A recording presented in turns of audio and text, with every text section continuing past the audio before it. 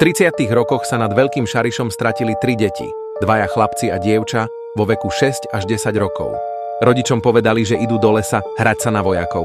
Brali si paličky ako pušky a sľúbili, že budú späť pred večerou, ale domov už nikdy neprišli.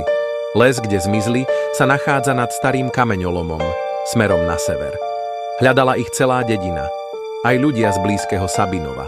Prehľadávali húštiny, studničky, aj jaskinky v skalách.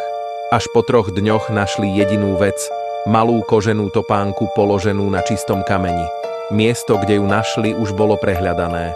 Vraj tam predtým nič nebolo. Nikdy sa nenašli telá. Ani oblečenie. Niektorí vraveli, že ich možno odviedla divá zver.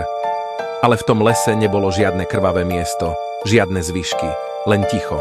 A práve to ticho je najstrašidelnejšie. Miesto, kde sa stratili, dnes miestni volajú Tichý les.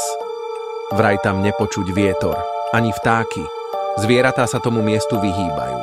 A občas, keď sa tade prejdeš sám, môžeš počuť detský smiech alebo plač. V 70. rokoch jeden lesník tvrdil, že tam videl dievča v šatách z inej doby. Keď sa k nej priblížil, zmizla medzi stromami. A hoci je to už takmer 100 rokov, niektoré miesta si svojich stratených držia.